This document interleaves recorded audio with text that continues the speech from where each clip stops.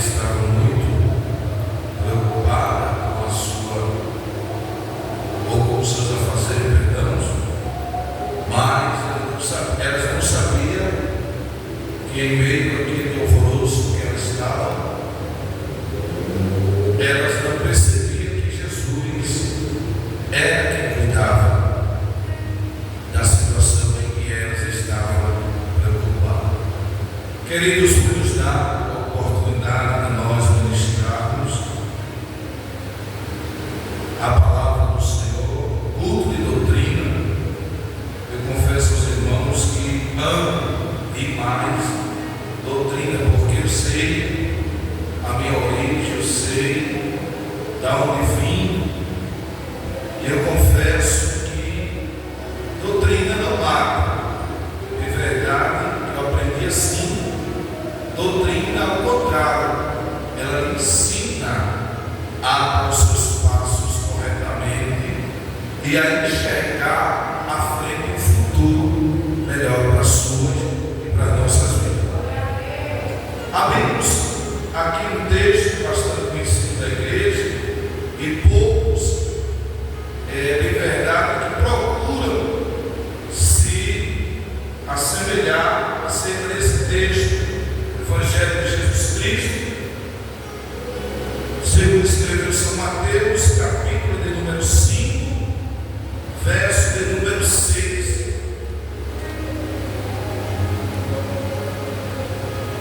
E quando orares, não sejais como os hipócritas, pois se comprassem em orar em pé nas sinagogas.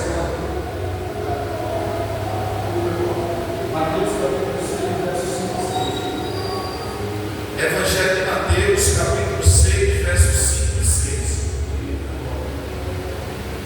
E quando orares, não sejais como os hipócritas, pois se comprassem orar em pé nas sinagogas e às esquinas das ruas, para serem vistos pelos homens.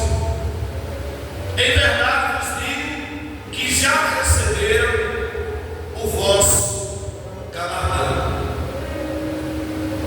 A gente bem sabe que tem pessoas que se gloriam quando o Senhor se utiliza dela. Há uma exaltação, por quê? Porque ele pensa que aquilo que saiu dele, aquela virtude que saiu dela, pensa que é mérito dele, é mérito dela. Não, é mérito do Senhor para com a sua vida e para com a minha vida. Oração, ela remove montanhas. Oração muda a vida de alguém através do meu e do seu testemunho. Então entenda que o requisito aqui é que quando você for orar, entra no teu quarto. Quarto significa aposento, né? Significa um lugar secreto para que você possa orar com Deus, falar com Deus. É de verdade que você não vai falar só. Há alguém lhe escutando, há alguém apto e pronto para ouvir as tuas súplicas, os seus pedidos. Então entenda que Mateus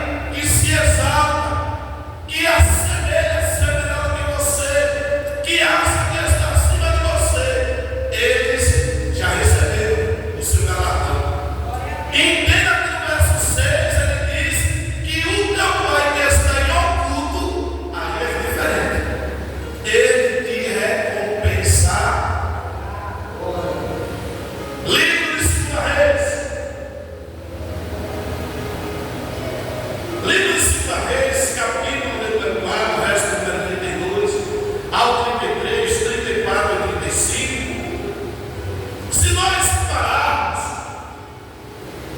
para entender que todo dia aquela mulher, ela observava os passos de um certo indivíduo que sempre passava em frente à sua casa.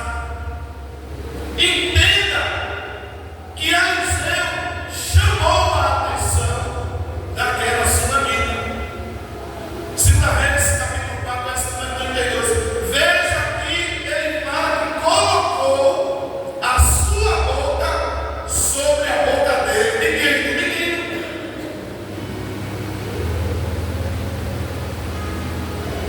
Quando eu e você colocamos a nossa boca em secreto, ele nos ouve, como disse o apóstolo Paulo. Ele disse que o Espírito geme por nós com gemido. Pronto, acabou-se. Mas para isso, Mateus diz que entra no teu quarto e o teu pai que está em oculto, ele te recompensará. Veja que ele fala para os exaltados e hipócritas. O meu diabo é do que importa? São aquelas pessoas exaltadas que se acham melhor do que você. Então, para eles, o Senhor já deu o galardão. Eles não vão mais precisar mais de quê? Eles não vão mais precisar do que ele disse aqui no texto, de ser recompensado. Então, oração traz mudança. Oração traz vitória. Oração traz vida. E quando eu estava em casa, meu Deus, nosso pastor Fábio me designou. Eu quero aprender até com os presbíteros de mim. Uma responsabilidade tão grande. Chegando a Eliseu, aquela casa,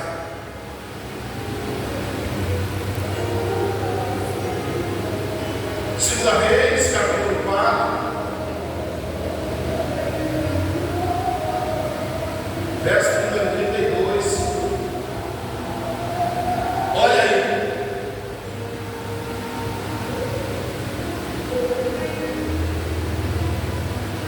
A palavra casa no grego significa bait, substantivo masculino, significado casa, moradia, habitação, abrigo, morada, e animais, etc., de corpos humanos, de morada de luz e de trevas, de terra de Efraim, lugar, recipiente, lar, casa, como contendo uma família, família casa. Aqueles que pertencem, olha o que ele diz, aqueles que pertencentes à mesma família. Então ele fala mais, família, descendentes concorrem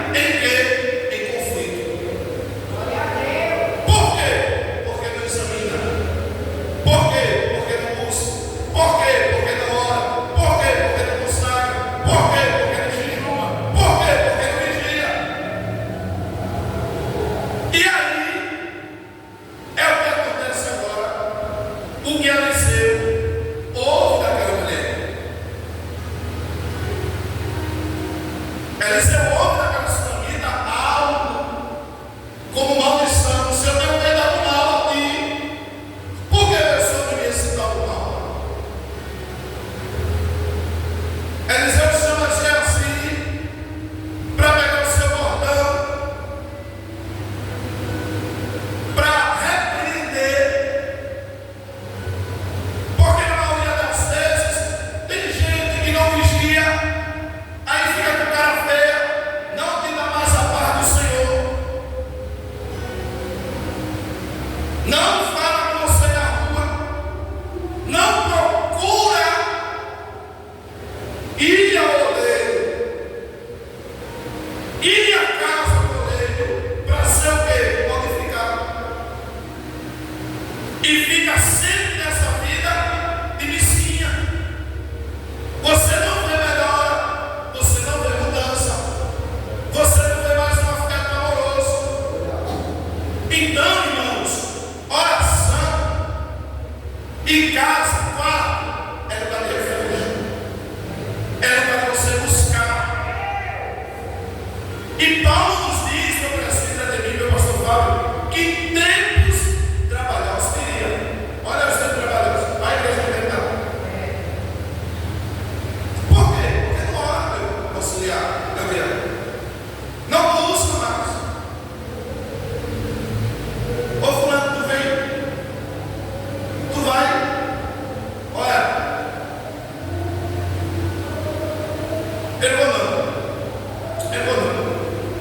Vai ser a mesma coisa, porque você está se acostumado com essa preguiça. E olha que eu moro em Santo Aleixo. É 40 minutos de lá para cá. Eu tenho que sair de casa às 6h30. Às vezes na entrada ali do Atacados Presente, está daquele jeitinho. Ah, o senhor diz, vai vindo, também indo, está daquele jeitinho. Tem batida, quando eu vi agora, teve acidente. Estava a federal encostada, uma mão só o sangue. Mas, quando a gente tem compromisso, não é com o pastor Fábio, irmão. Quando temos compromisso com o Senhor, pode ter certeza, algo vai acontecer de melhor para nós. Eliseu entra no quarto, sobe.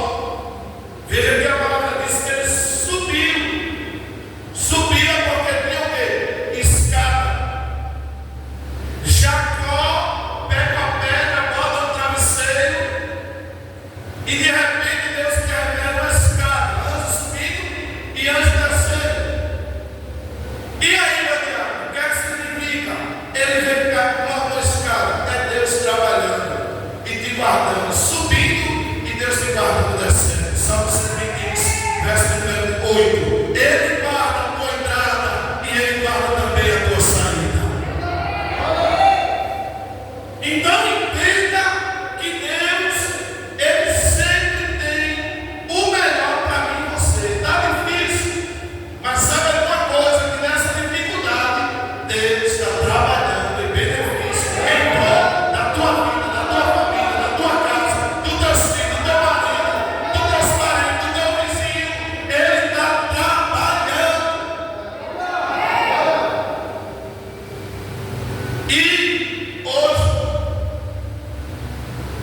eu fui para a Vitória de Santo Antônio de novo. O jovem auxiliar me ensinou para mim ontem. Ele disse: irmão, firme, quinta-feira eu tenho que ir para a Vitória de novo. O senhor faz aquele mesmo precinho que o senhor fez, eu faço na Vitória. De que hora eu pego o senhor aí? 18h30, então o senhor pega aqui, eu disse, assim. Aí vim, saí de casa para Cavaleiro, cheguei ali ao nosso evangelista. Aí eu faço parte, né? Eu peguei ali, peguei a BR, fui lá no Totó, fiz o retorno. Aproveitei, minha esposa foi mais eu. E chegamos já em outro departamento para ele fazer o exame de vista. Ele teve alguma dificuldade ali no exame, mas ele passou ali no exame de vista. O doutor aqui, vamos na padaria, eu quero comprar alguma coisa. A gente fomos na padaria, pegamos ali uma refrigerante, alguns biscoitos, alguns salgados.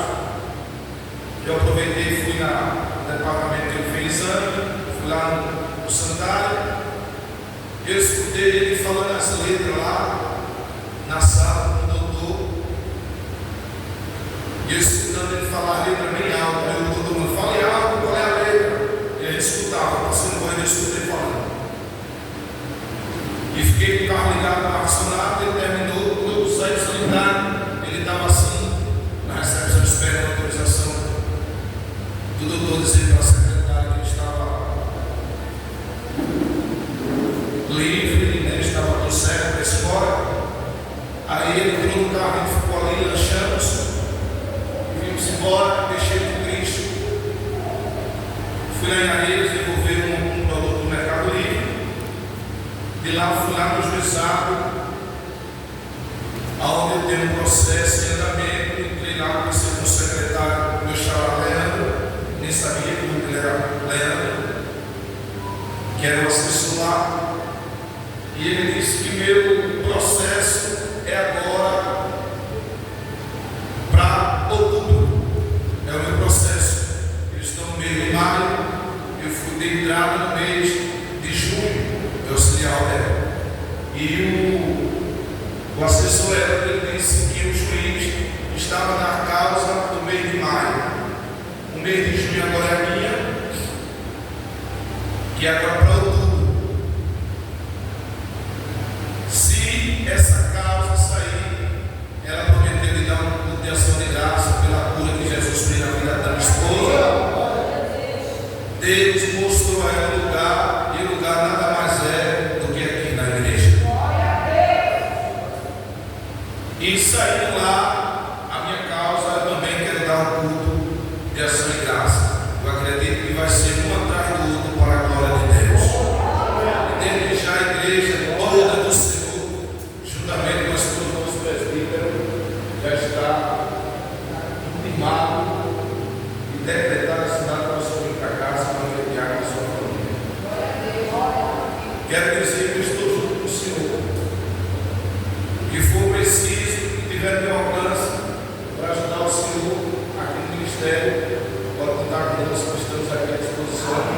Tanto ao ministério aqui de Obreiro como à igreja, pode contar conosco, que nós estamos aqui à sua disposição.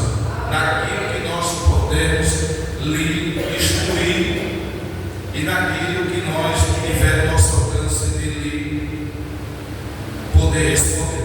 Então, irmãos, eu e você, nós sempre iremos encontrar nessa caminhada do nosso Senhor, nós iremos encontrar diversos aspectos de dificuldades. Nós iremos encontrar empecilho para que eu e você não vá avante. Você tem que entender que você está debaixo de um ministério, você está na obediência de uma liderança, que é o nosso pastor, presidente, nosso pastor Fábio, juntamente com a nossa coordenadora, nosso irmão José. E eu acredito que naquilo que Deus, daqui em diante para frente, irá fazer sobre esse ministério, viver em Cristo, Deus ele vai proporcionar coisas boas para mim e para você. Eu quero dizer para nossa irmã Branca, como disse o apóstolo Pedro, lance sobre ele toda a vossa ansiedade, porque até o dia de hoje Deus tem cuidado da sua vida e Ele não vai me desamparar, e coisas grandes Deus vai fazer no meio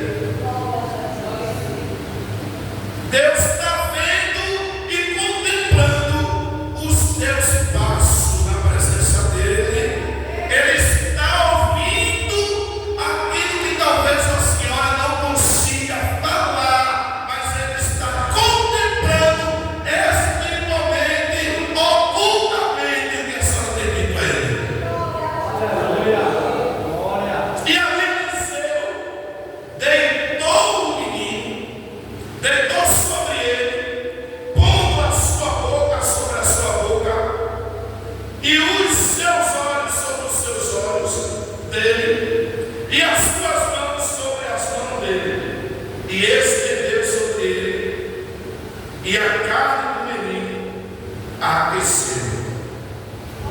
Aquecer aqui é sentir a presença do calor de alguém, e esse calor nada mais do que o Espírito Santo dentro de nós. No verso de número 35, depois Eliseu voltou, passeou para o lado da casa e para o outro, tornou a subir. Outra vez ele torna a subir. É bem verdade que para subir é mais fácil, para descer a dificuldade é para orar. Mas irmão, gratificante as madrugadas. Às vezes eu estou ali, a bexiga começa a apertar, o Senhor Roberto, sabe o que é? É Jesus convidando de você para buscar, irmão. É para você ter mais um pouco de intimidade, de se achegar a Deus, de se achegar ao amigo, que é nosso amigo, que é o Espírito Santo. Eu me lembro de quando o Senhor saiu daqui há alguns dias atrás. Eu me lembro que o Senhor estava inquieto, estava preocupado, estava um pouco angustiado por causa do seu trabalho, querendo sair de lá. Eu ainda lhe dei uma palavra. Antes de o Senhor agir, qualquer coisa, pare, pense, para que depois o Senhor nos esteja. Rapaz, que besteira eu fiz sair de lá. Então, antes de o Senhor tomar qualquer decisão, comunique primeiro ao Espírito Santo se é da vontade dele, para que depois o Senhor não venha passar um pouco de necessidade. Porque quando estão desempregados, querem pelo menos buscar e não tem. Quantos não querem nem sequer uma olha, querem palmar, de carregar uma metralha e não tem. Eu louvo a Deus pela vida do proprietário do táxi. Hoje, Bia se aperreou um pouco, e eu saí dali do juizado, fui lá em seu Ricardo e coloquei as películas tudo preta na lateral do carro. Ela não gostou, eu gastei. Depois eu vim para a China da bateria e troquei as duas buchas da bandeja para o carro. É excepcional para a gente agora ganhar dinheiro e pagar os cartões. Então, irmãos, entenda que servir ao Senhor nada vai ser fácil. Me lembro que meu cunhado Danilo disse aqui, nosso cunhado Danilo, ele disse que não se turbe. Turbar é ficar preocupado. O que vai ser amanhã? Como vai ser? O que eu vou comer? O que eu vou vestir? Então não se turbe o vosso coração. Creia em Deus, creia também no Senhor Jesus, que providenciará tudo aquilo que você está necessitando. Então, eu fui mais avante, fui buscando. Atos, capítulo de número 20, verso de número 9, verso de número 10. A Bíblia diz que havia um jovem por nome Eude. Se os irmãos for perceber, Atos, capítulo de número 20, verso de número 9 e 10. Se os irmãos forem perceber, o discurso de Paulo era muito extenso.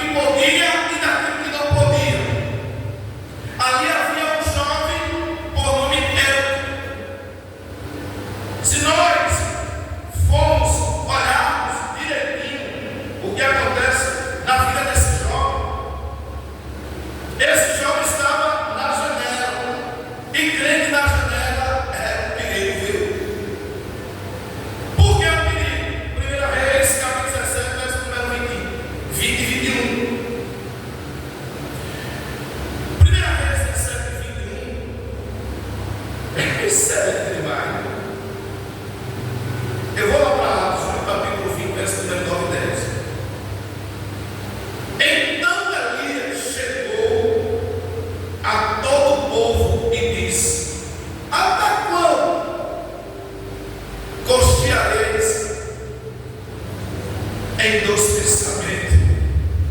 Se o Senhor é Deus, seguir. Se porém ele for Baal, seguir. Porém todo o povo nada lhe responderá. Deus trabalha em silêncio. Deus tem a sua maneira de trabalhar.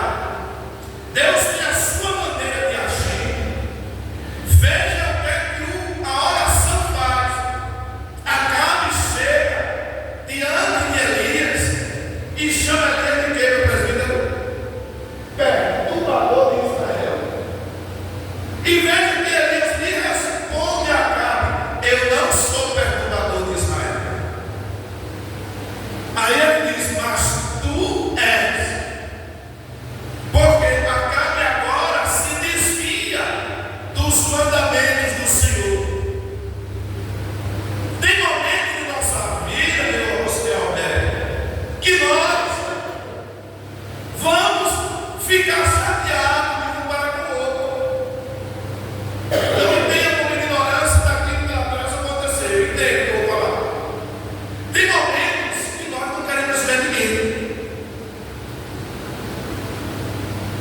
E às vezes, aquele que está próximo de nós, às vezes não compreende, porque o Senhor não quer a aproximação do lado com ele e com o seu.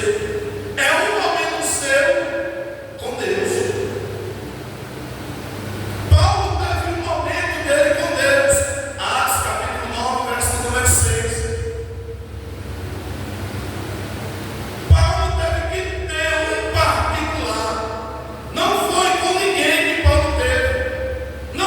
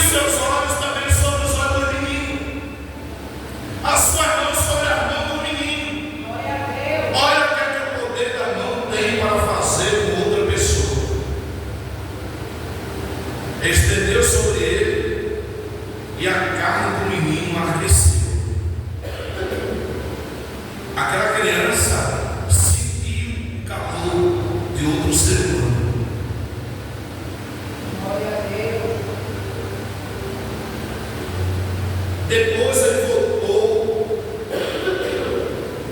ficou inquieto. Se não me falha a memória,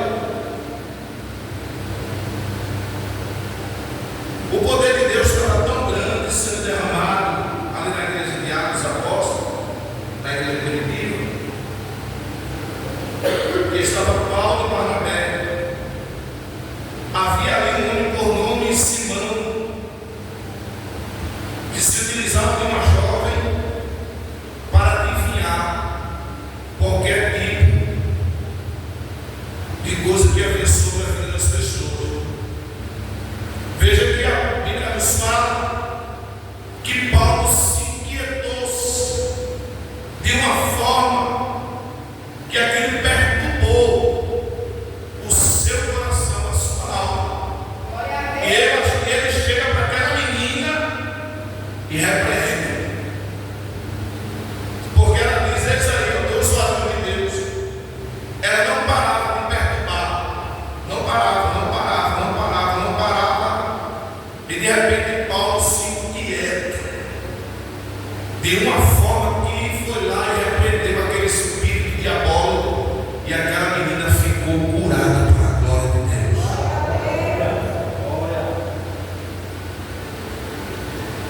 Veja que a oração, ela faz coisas que eu e você ficamos, vou encerrar para a glória de Deus e oferta, ficamos de boca aberta. Eu, no capítulo 20, verso número 10, Atos capítulo 20, verso número 9 e 10, pois é agora.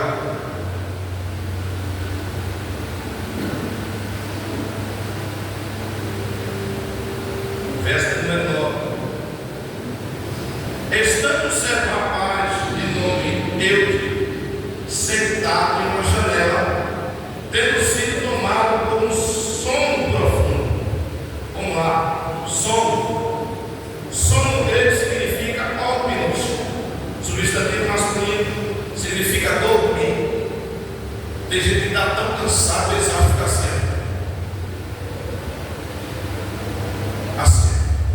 Então veja que foi tão extenso o discurso de Paulo, e veja o que é que traz a nota e o significado de dormir. No contexto bíblico, o sono muitas das vezes é usado como uma metáfora para a falta de vigilância. Olha o que é que o contexto diz. O contexto diz: o sono muitas das vezes é usado como uma metáfora para a falta de vigilância espiritual. É perigoso. É muito perigoso. E aqui mais vou encerrar. A Bíblia nos exorta, olha, eu falei que agora ia exortar, ensinar, instruir. A Bíblia nos exorta a permanecer vigilantes, alerta, espiritualmente, para não sucumbirmos ao sono espiritual que pode nos afastar da presença de Deus e da sua vontade para as nossas vidas.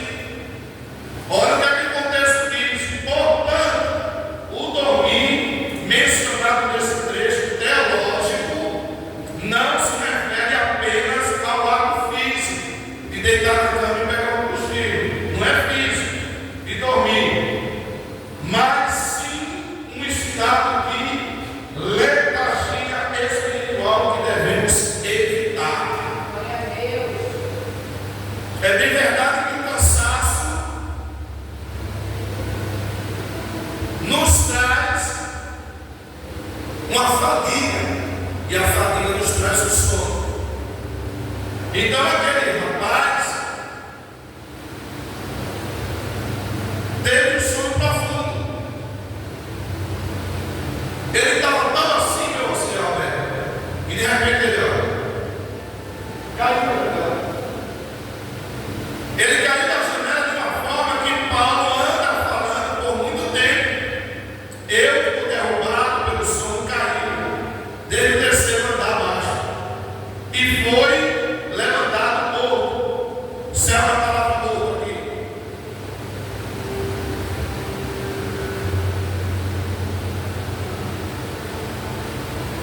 No grego